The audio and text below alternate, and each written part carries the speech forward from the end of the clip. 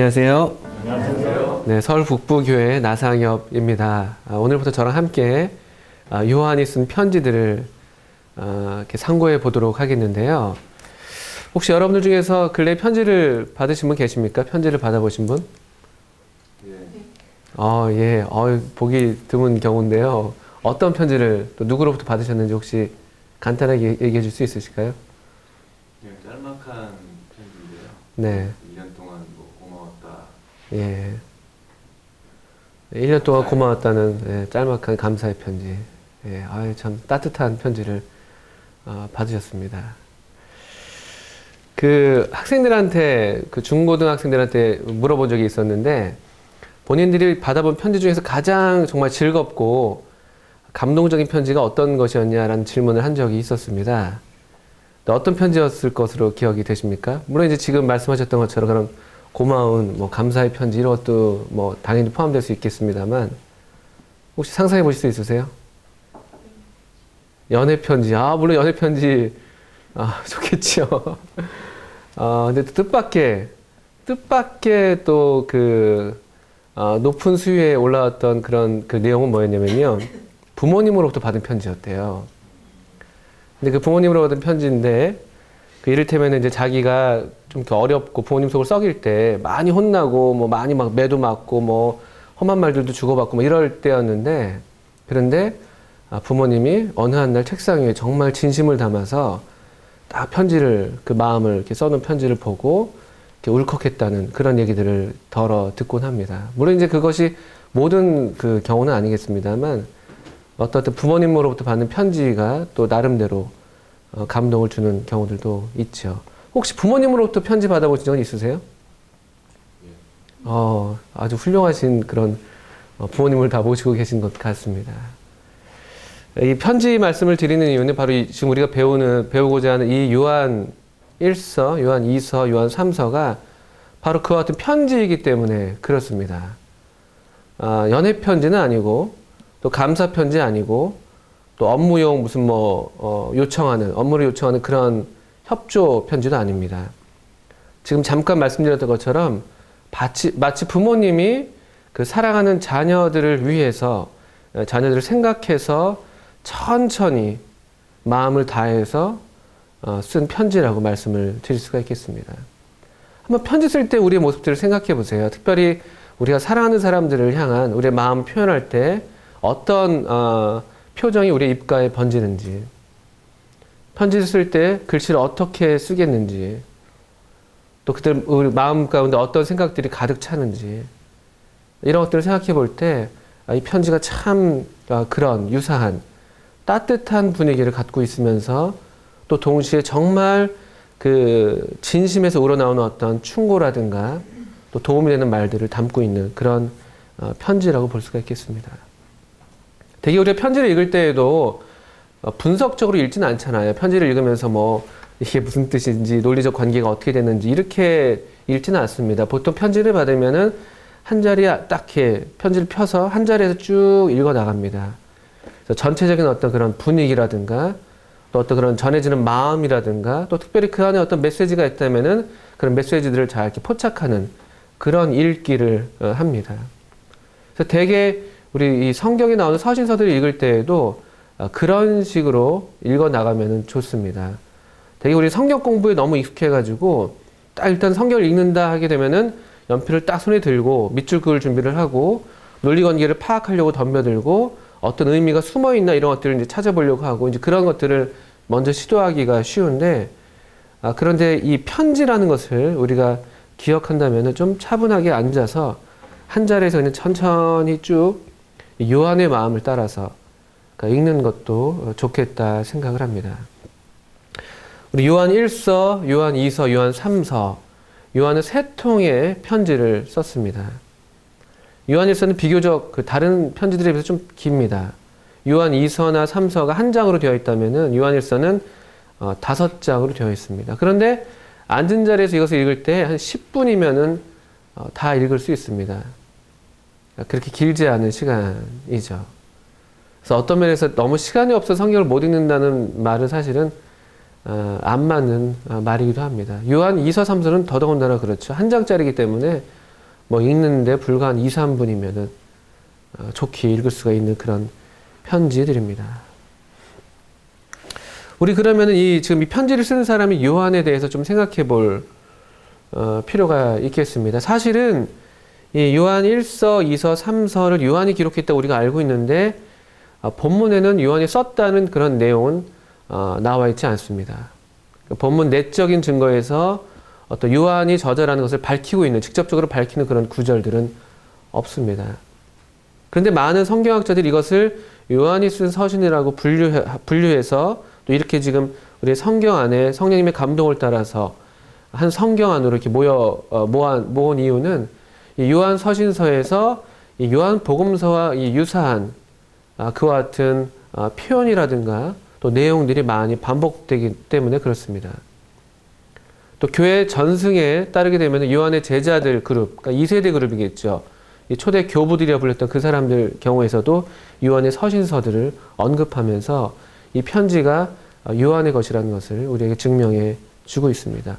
물론 많은 성경학자들이 여러 이론들을 펼치면서 요한이 아닐 것이다라는 얘기도 하고 또 다른 이야기들도 합니다만, 그러나 일반적으로 성경의 전체적인 이 그림자 안에서, 그 빛 안에서 우리가 보게 될 때에는 이것이 요한의 편지라는 것을 우리가 의심하지 않을 수 있겠습니다. 요한 어떤 사람입니까? 저도 처음 저희 큰아들을 낳았을 때 이름을 요한이라 지을까 했었습니다. 요한 하면 딱 떠오르는 것이 뭐가 있으세요? 요한. 사랑의 사도. 또 어떤 것들 좀 말씀하셨죠? 최요한이요. 네, 저희 교회에 최요한 있습니다. 요한이라는 이름도 비교적 많은 편이죠. 특별히 이제 부모님이 예수를 믿는 경우에 요한이라는 이름을 붙이기도 하는데, 잘 말씀해 주셨던 것처럼 사랑의 사도로 잘 알려져 있죠. 그 메시지에 있어서 그 사랑을 요한만큼 감동적으로 또 강렬하게 또 강조해서 그렇게 전한 사람이 그렇게 많지 않은 것 같습니다. 사랑의 사도. 요한하면 딱 사랑이 넘치는 그런 인자한 모습을 우리가 떠올리게 되는데, 사실 처음부터 요한이 그랬던 것은 아니었다는 것을 다들 아실 것입니다. 요한의 별명은 보아너게, 우레의 아들이라는 별명을 갖고 있을 정도로 성질이 꽤 급했던 사람이었습니다. 그리고 예수님을 받아들이지 않는 마을에 다다랐을 때 너무 열이 받아가지고 주님, 우리가 저 성읍에다가 불을 명해서 다 태워버려야 되지 않겠습니까? 라는 말을 할 정도로 아주 과격하고 성질이 급한 사람이고, 뭐 독선적이라고 말할 수 있을까요? 그냥 우리만이 옳다, 이렇게 생각했던 사람이었습니다. 그 어머니의 열정도 대단했습니다.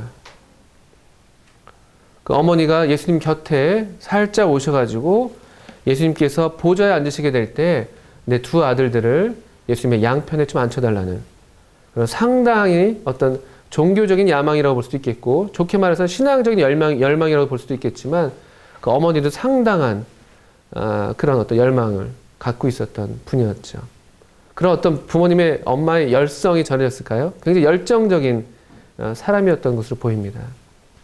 그런데 그가 사랑의 사도로 오늘날 우리에게 알려져 있습니다. 꽤 오랜 시간 그의 마음 가운데 사랑이 가득하게 되고 사랑으로 충만하게 된 그런 어떤 인격이 형성되는 데에는 그 이후로도 꽤 오랜 시간이 지났던 것 같아요. 예수님과 함께 했던 3년 넘는 시간 동안 그는 여전히 혈기왕성한 젊은 청년이었지만, 그러나 시간이 지나면서 원숙해지면서 또 우리 주님을 더욱 배우게 되고 또 묵상하게 되고 섬기게 되면서 주님의 마음을 가장 닮은 사람 중에 한 명으로 우리가 기억하고 있습니다. 그래서 사도 요한은 자신을 가리켜서 예수의 사랑하시는 제자라고 요한복음에서 밝히고 있죠. 다른 어떤 것보다도 지금 이 편지를 쓸 당시 또 요한이 자기를 가리킬 때에는 사랑, 예수의 사랑하시는 제자, 사랑이 그를 압도하고 있었고 사랑으로 휩싸여 있었고 사랑의 마음으로 충만한 그런 사람으로 우리 앞에 보이고 있는 것이죠. 참 매력적인 사람입니다. 우리가 다 이런 사랑이 넘치는 그런 인격을 꿈꾸고 있는데 그런 걸 바라고 있는데 그게 잘 되지 않아서 문제이긴 합니다만 요한이 어떻게 그가 이와 같이 사랑 어린 그런 편지를 쓰게 됐는지 또 그의 사랑은 과연 어디로부터 온 것인지 또 그의 사랑이 어떻게 나타나고 있는지 또 이 사랑이 일반적으로 우리 하나님의 자녀 가운데서는 어떤 형태로 동일하게 나타나는지 요한에 쓴 편지들을 통해서 우리가 좀 살펴볼 수가 있을 것 같습니다. 일반적으로 요한 서신서는 대략 AD 85년에서 95년 사이에 기록했다고 봅니다. 그렇게 본다면 대략 예수님이 돌아가신 뒤, 예수님이 승천하신 뒤 한 60년 지난 후에 시점이 되는 것이죠. 한번 생각해 보십시오. AD 한 85년에서 95년 사이. 이미 다른 새 복음서들은 기록되어 있었습니다. 또 사도 바울의 편지들이 이미 하나님의 어떤 권위 있는 말씀으로 인정되면서 교회들 가운데 회람되고 있었습니다. 이미 상당한 어떤 성경으로서 거의 이제 모양이 갖춰지고 있는 그런 때를 이렇게 지나가고 있었던 것이죠. 많은 양의 필요한 양의 어떤 정보가 이미 성도들에게 주어졌다고 볼 수 있는 그런 상황이었습니다. 그런데 요한은 무언가 다시 또 무언가를 써야 할 필요를 지금 느끼고 있는 것입니다. 예수님이 승천하신 후 60년이 지난 어느 한 시점쯤 되는 것이죠. 우리 보통 이런 것들 우리 일반적인 경험에서도 쉽게 경험할 수 있습니다. 어떤 한 운동이 출발합니다. 어떤 한 사상이 시작됩니다. 대개 이제 이런 운동들이 하나의 패턴을 그리게 되죠. 처음에는 상당히 열렬한 어떤 반응들이 이끌어낼 수 있습니다. 많은 사람들이 따르게 되죠. 그리고 추종자들이 생기면서 일단은 이제 그룹들이 형성되고 그 안에서 어떤 이런 규범과 형식들이 또 조직됩니다. 그러면서 상당한 상향 곡선을 그리다가 어느 한 시점이 되면서 이것이 그냥 하나의 의식처럼 여겨지고 그냥 뭐 항상 그런 것이 아니라 그냥 아주 너무 익숙하게 여겨지고 그러면서 처음 가졌던 그런 마음들은 점점 사그라들면서 마치 그냥 원래 그랬던 것처럼 하면서 곡선은 점점 하얀 곡선을 그리게 되죠. 그러다가 불행한 결과는 대개 그러다가 그냥 사라져버리는 결과가 되는 것이고 또 그렇지 않은 경우라면 거기서 다시 어떤 기점들이 발생하면서 다시 또 상향 곡선을 그리면서 원래의 어떤 상태를 유지하는 그런 어떤 이 변화의 곡선들을 우리가 일반적인 경우에서도 볼 수가 있습니다. 뭐 우리 TV에서 유행하는 뭐 가요들 그런 경우들이 많이 있죠. 연예인들 많이 그렇습니다. 한참 반짝했다가 확 떨어집니다. 또 어떤 뭐 브랜드들 얼마든지 그럴 수 있습니다. 또 최신 뭐 유행했던 어떤 뭐 기기들, 어떤 스마트폰의 어떤 종류들 한참 주가를 올리다가 또 어느 순간에 이렇게 내려갈 수도 있습니다. 그런 것들이 우리가 일반적으로 겪는 하나의 사이클인데 사도 요한이 지금 이 AD 한 85년에서 95년을 지나는 이 시점에 그가 느꼈던 필요성은 아마 이런 것과 비슷했던 것 같아요. 예수님의 이야기가 상당히 많이 알려졌습니다. 복음서들을 통해서 또 다른 사도들의 이 수고들을 통해서 예수님에 대해서 상당히 많은 지식들이 전해졌습니다. 그리고 많은 사람들이 이제 꽤 익숙하게 예수님에 대해서 생각하고 있습니다. 그리고 60년 정도 지난 이 시점에서 처음 예수님을 믿었던 그 세대가 아닌 그 다음 세대까지 이제 믿음이 전승됐을 가능성이 크겠죠. 근데 그들은 예수님께 직접 가르침을 들었다거나 예수님을 직접 경험한 사람들이 아니었습니다. 마치 모세 시대가 있었고 여호수아 시대가 있었던 것처럼 그들은 제2세대에 속하는 사람들이었죠. 여호수아가 죽은 후에는 어땠습니까? 또 여호수아와 더불어 동시대에 생존했던 장로들이 죽은 이후에는 어땠습니까? 우리가 사사기에서 그 역사를 보게 되는데 현저하게 그들이 타락하는 것을 보게 됩니다. 하나님을 알지 못했다고 얘기할 정도였고요. 다른 세대가 일어났다고 얘기했습니다. 세대가 질적으로 다른 거예요. 질적으로. 그와 유사한 일이 지금 이 사도 요한 시대 때 발생하고 있었습니다.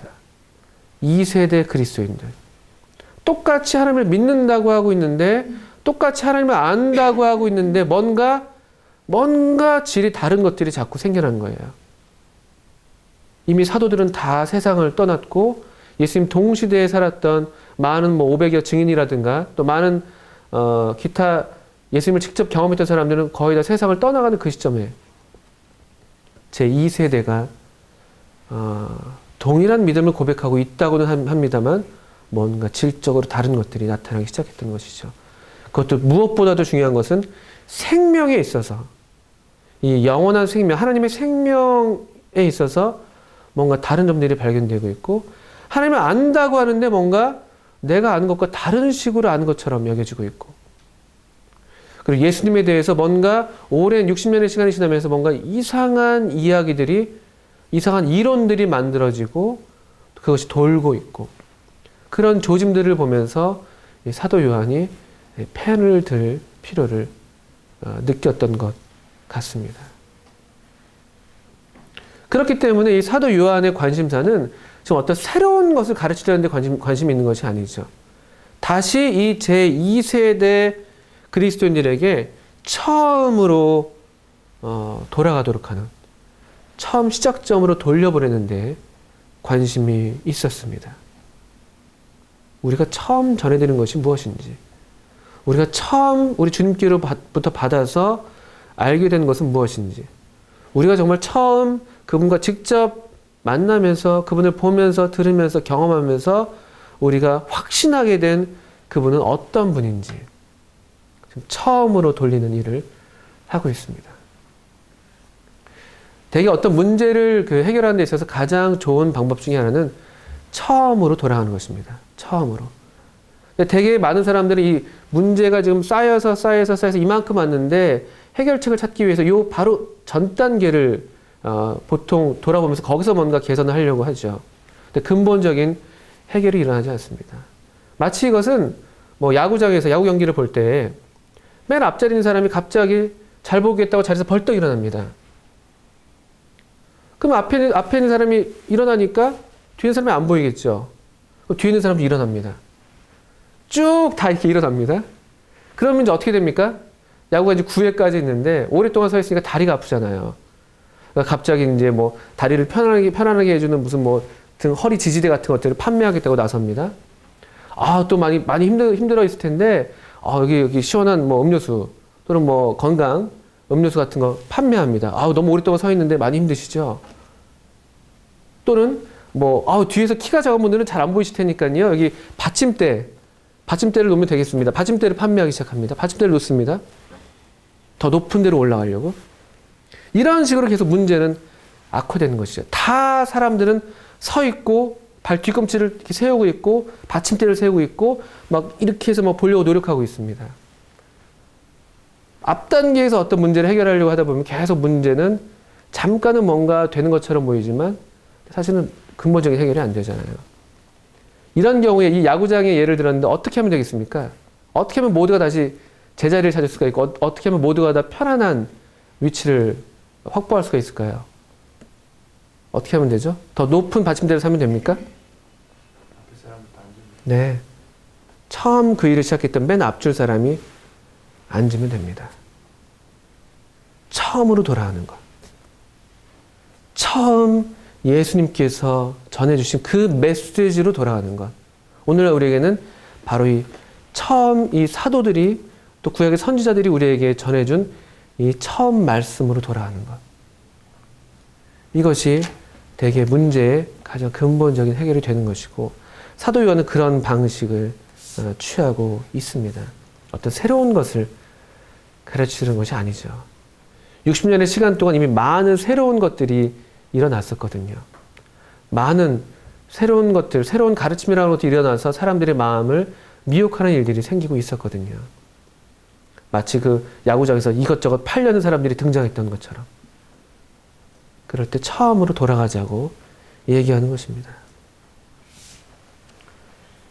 그 처음에 해당되는 이야기는 뭐냐면은 우리의 믿음은 분명한 역사적 사실에 근거한다는 것입니다. 특별히 예수님에 대해서. 당시 60년의 시간 동안 새롭게 일어났던 이 가르침, 새로운 것은 뭐였냐면요. 너무 처음 것이 멀게만 느껴지니까 아예 처음 것에 대해서 새로운 이론을 만들어냈던 것입니다. 예수님에 대해서 새로운 이론들을 만들어냈어요. 예수님, 뭐 훌륭한 분이셨지. 근데 예수님은 하나님은 아니셨을 거예요. 어떻게 하나님이 사람이 될 수가 있어? 이해가 안 되잖아요. 어떻게 동시에 하나님이면서 사람이야? 예수님을 직접 경험해 보지 못한 사람들의 이야기죠. 근데 이미 사도들은 경험했기 때문에 이분은 정말 하나님이시구나. 저가 뉘시기에 이 바람과 풍랑도 잔잔케 하는가. 저가 뉘시기에 이 자연세계가 저에게 복종하는가. 당신은 진실로 하나님의 아들이십니다. 그 같은 고백들이 이미 복음서에서 수차례 등장하고 있죠. 그러면서 또한 동시에 예수님이 과연 이 사람이 되신 하나님이셨다는 것도 그들이 함께 3년 반을 지내면서 충분히 경험했습니다.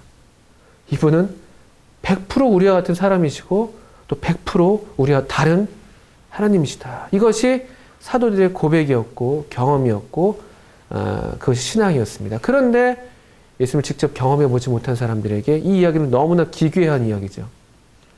어떻게 사람이면서 하나님이야? 말도 안 돼. 어떻게 그럴 수가 있어? 그러면서 새로운 이야기들을 만들어냈던 것이죠. 사도들이 전한 이야기는 예수님은 하나님이시다. 또 예수님은 사람이시다. 이것을 전했는데 이 새로운 세대에서는 거기에 의문을 품게 되고 다른 이론들을 만들어내고 그것을 설명하기 위해서 그것을 뭔가 더 논리적으로 앞뒤가 맞도록 하고자 이론과 가설과 철학을 만들어냈던 것이죠. 그게 지금 이 요한의 편지를 받는 사람들 가운데 돌기 시작했던 것 같습니다. 꽤 많은 사람들이 그 같은 이야기들을 하고 다녔던 것으로 보게 됩니다. 그래서 이 요한서진서에서, 특별히 요한일서에서는 그런 의문과 의심과 가설과 가정이 아니라 우리가 분명하게 확신할 수 있는 그런 역사가 있다라는 그런 메시지를 전하면서 확신, 담대함 이런 단어들을 거리낌 없이 사용합니다. 이건 증인들만이 할 수 있는 말들이죠. 확신한다. 틀림없어. 전혀 쭈삣쭈삣하지 않습니다. 갸우뚱하지 않습니다. 너무나 분명한 사실이었기 때문에 확신과 담대함 이런 표현들이 중요한 단어로 등장합니다. 또 특별히 이 요한일서에서 많이 나오는 표현 중에 하나는 알다라는 단어입니다. 알다. 어떤 형태로든지 저를 아는 줄로 알 것이요.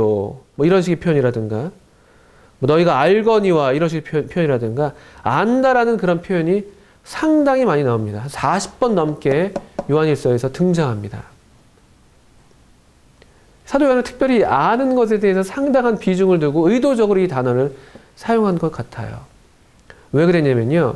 그 당시에 이 새로운 가설 가운데 하나가 특별히 이 아는 것을 중시했던, 아는 것에 엄청난 가치를 두었던 그런 사상이 있었기 때문입니다. 사도들은 믿음으로 구원받는다. 우리가 믿음으로 예수님, 그분의 실제, 그분의 인격, 그분의 삶, 그분의 성품, 그분의 사역, 이분 예수님을 믿음으로 하나님의 자녀가 된다고 가르쳤습니다. 그것이 실제로 그들에게 일어났던 일이었고 그것이 예수님으로부터 하나님으로부터 전해진 메시지였습니다. 아들을 믿는 자에게는 생명이 있고 믿음이죠, 믿음. 그런데 이 60년의 시간이 지나면서 이 예수님의 인격 자체가 희미해지고 있고 예수님의 역사적인 실제에 대한 의문들이 품어지게 되면서 믿을 수가 없는 사람이 된 거죠, 예수님은요. 그래서 오히려 이런 어떤 그런 난해한 그런 진리에 대해서 충분히 설명할 수 있는 또는 충분히 앞뒤가 맞아떨어지는 그런 지식을 가질 때야만이 우리가 하나님의 생명 또는 우리가 신적인 생명을 소유할 수 있다라고 주장했던 사람들이 있었던 것입니다. 다시 말씀드리면은 사도들이 전한 메시지는 믿음이었다면요. 이 당시에 새롭게 출현한 이 가설들이 주장했던 것은 알미였습니다. 암, 지식, 믿음이 아니라 지식. 얼마나 더 많이 아는가? 또 얼마나 알아야 할 것을 아는가? 이것으로 자신들을 가늠하고 또 다른 사람들을 가늠했던 그런 새로운 가설들이 출현했던 배경이 있습니다. 우리는 그 배경을, 그런 가설을 가리켜서 일반적으로 영지주의라는 이름을 붙입니다. 영지주의.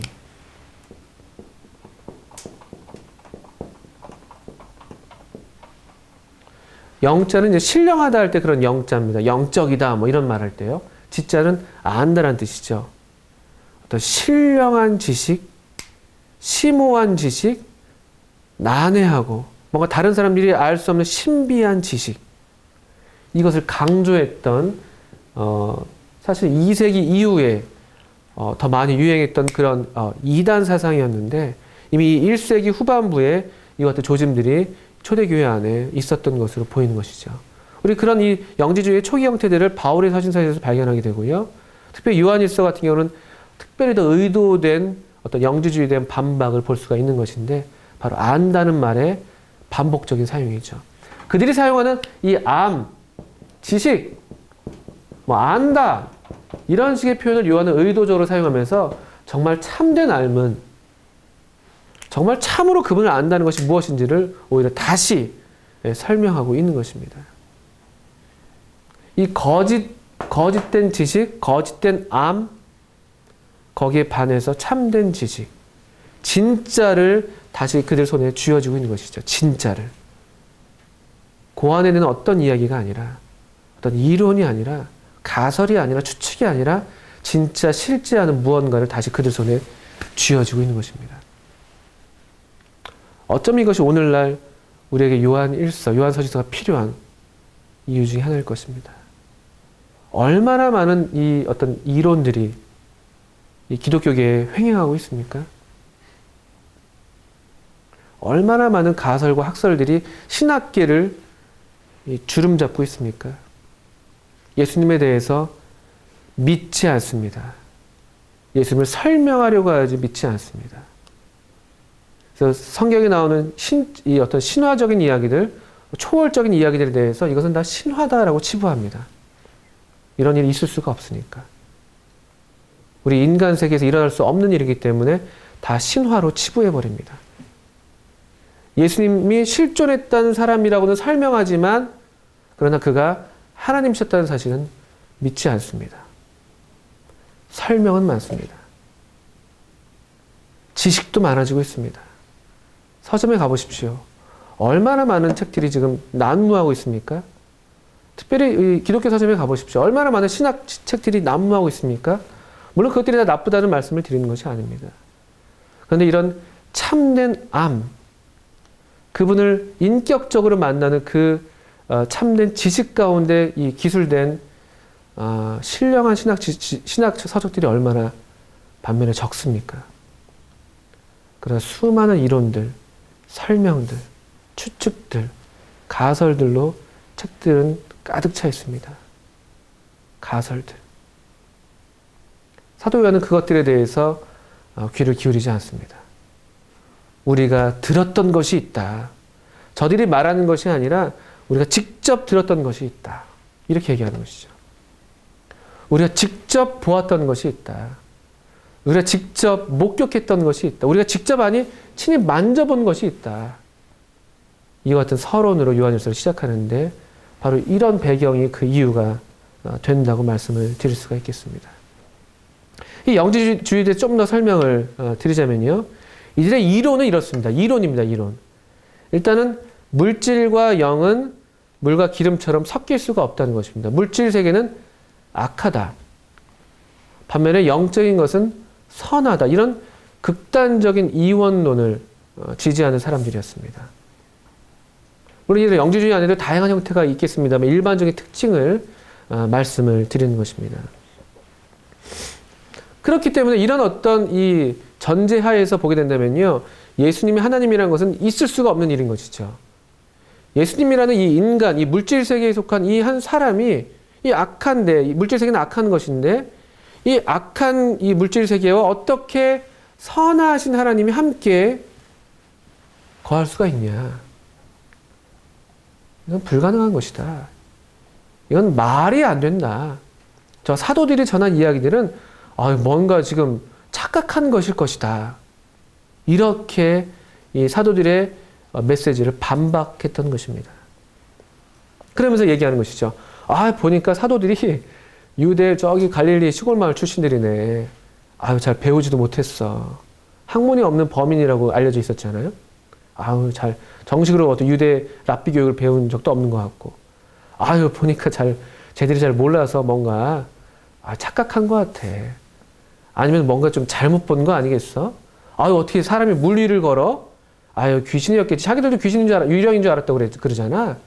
이러면서 이 사도들을 약간 이제 낮추면서 자신들은 우월하다. 우리는 훨씬 더 지적이고 철학적이고 사변적인, 우리는 훨씬 더 이론적인, 논리적인 근거가 탄탄하다. 이렇게 자신들을 이제 치켜 세우는 사람들이었습니다.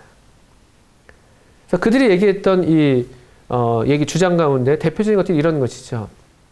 일단은 물질이 악하기 때문에 하나님이 물질이 될 수가 없는 것이잖아요. 그렇기 때문에 예수님이 하나님처럼 보였던 것은 사실은 진짜 사람이 아니라 니들이 잘못 본 것일 거야. 유령이었을지도 몰라. 또 하나님이 잠깐 사람의 모양처럼 보이도록 나타났었던 것일지도 몰라. 이런 식으로 예수님의 인성을 부인합니다. 또 다른 좀 더 정교한 이론은 이런 것이죠. 예수님은 예수는 분명 사람이었어. 그렇지. 우리가 알잖아. 그가 그의 부모를 알았고, 그래 예수님은 분명 사람이었어. 그런데 어떻게 그가 하나님의 아들이 되었냐라는 것은 예수님이 세례받을 때, 침례받을 때, 그때 하나님의 영이 그 위에 임한 것이고, 그 기록이 실제로 있으니까요. 그런데 문제는 뭐냐면요. 예수님이 죽으실 때에는 십자가에서 하나님의 영이 떠나신 것이다. 그래서 십자가의 이 죽음은 철저히 그냥 하나님으로서의 죽음이 아니라 그냥 인간 예수로서의 죽음이다. 이런 식의 이론을 만들어내기도 했습니다. 상당히 그럴듯합니다. 성경적인 근거도 얼마든지 얘기할 수 있을 것처럼 보이고요. 분명히 예수님의 침례 장면이 있기 때문에 이런 이론도 있었습니다. 여러분 어떻게 대답하시겠습니까? 어떻게 대답하시겠습니까? 이 같은 이론들에 대해서. 필요한 것은 증인이고 증언입니다. 그래서. 왜냐면 오늘날 우리는 어느 누구도 예수님을 보지 못하기 때문에. 그러나 이 2000년 전부터 분명한 증인들의 증언을 통해서 전해지는 확고한 메시지는 예수님, 그분은 사람이시면서 하나님이셨다. 말씀이 육신이 되어 우리 가운데 거하셨던 바로 그 하나님이셨다. 이 증언, 이 증인들의 증언을 우리가 확실히 붙드는 것입니다. 그럴 때 그 증인들의 증언을 믿음으로 우리도 하나님의 생명으로 거듭나게 되고 하나님의 자녀로 다시 나게 되면서 우리 하나님을 또 우리 예수님을 참으로 살아계신 분으로 우리 영원히 만나게 되는 것이죠. 이거 놀라운 경험입니다. 참된 그리스도인은 예수님을 결코 이론으로 알지 않습니다. 우리 그걸 알 수가 있잖아요. 많은 사람들이 예수님을 얘기하고 있지만 정말 그가 하나님의 생명으로 거듭났는가? 정말 하나님의 자녀인가? 어떻게 알 수 있습니까? 그 만남, 예수님을 정말로 참으로 만났구나라는 그 사실 위에서 우리가 함께 사귈 수 있는 그런 경험들을 우리가 갖고 있지 않습니까? 그리고 우리가 성령의 교통하심이라고 성경에서 말하고 있죠. 하나님의 생명의 영이 우리 가운데 있기 때문에 이 생명의 영이 서로 교제하게 되는 것이죠. 이건 실제입니다. 이론이 아니죠. 예수님은 이론이 아닙니다. 가설이 아니고 하나님의 아들 이 예수님은 분명한 실제이시고 인격이시고 그것이 성경에서 확고하게 가르치는 바인 것입니다. 그것이 우리가 처음부터 들어왔던 메시지였던 것이죠. 사도 요한은 바로 이 처음 메시지로 우리를 다시 돌려보내고 있는 것이에요. 다른 많은 이야기들이 아니라 처음 그들이 들었던 메시지, 처음 그들이 전했던 메시지로 우리를 돌아오도록, 다시 처음 지점으로 돌아오게 하고 있는 것입니다.